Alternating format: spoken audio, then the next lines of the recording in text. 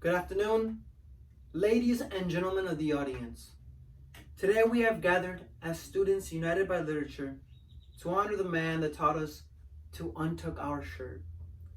To honor the man that gave us the courage to walk against the raging river and to never follow the common rule if it dictates our ability to partake in the English literature.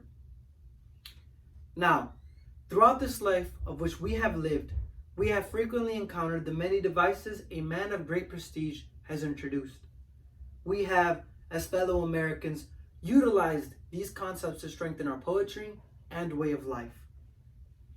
We have also grown as a nation thanks to the many poems that have inspired writers, poets, politicians, and speakers alike. Although an American poet, I must say that his works have been read throughout the world within universities and high schools, as well as within the homes of avid poetry readers. So today we honor Walt Whitman, the father of American free verse and the poet that started a scholastic revolution that sounded the drums of change and inspired the writers of many generations. A poet that introduced his way of life into a world full of adversity that also challenged the way of writing mankind has grown to understand. Today, March 6th, 2021, is a day of mourning, for today marks the anniversary of Whitman's passing. But let us not forget the way he wanted us to view death.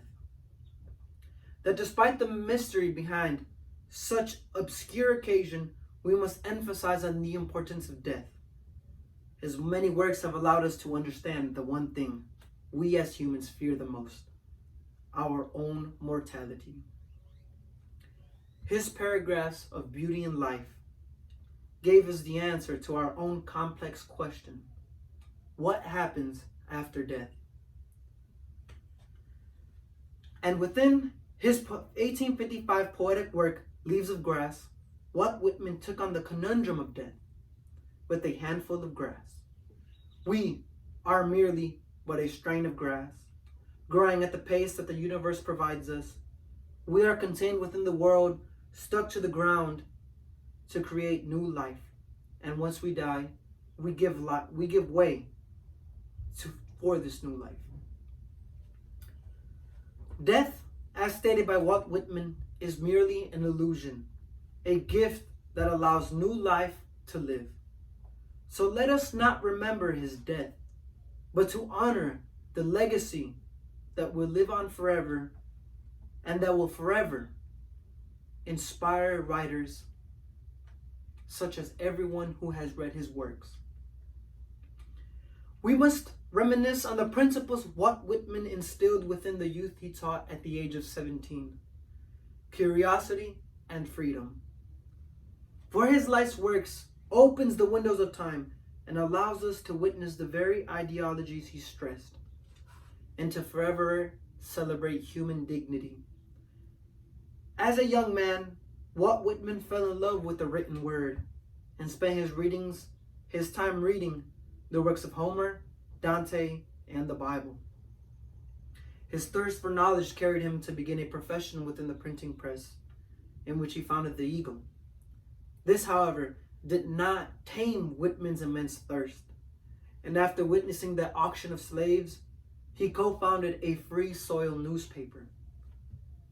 The years following the end of his printing career marked the beginning of his success. In 1855, Whitman published the first edition of Leaves of Grass and sent in copy to Ralph Waldo Emerson, a prolific poet in the English language, in which Emerson wrote a letter praising the edition. He would later continue to edit the Leaves of Grass, adding more books to the title, and received high praise for the ability to overcome psychological and political boundaries. His writing career came to a halt at the beginning of the Civil War, in which he dedicated his life to work inside hospitals and tend to the wounded. He encouraged the cause for liberation and spoke heavily on free spirit. His life then ended on March 26, 1892, in his simple two-story clapboard house Prior to his death, however, he finished his final volume of Leaves of Grass. The final edition left Whitman written in history and praised within honorable institutions. I find it beautiful and honorable to see such a crowd attends today's celebration of Walt Whitman. Let us not remind one another of our inevitable demise, but encourage positive ideas on why our death gives way for future generations.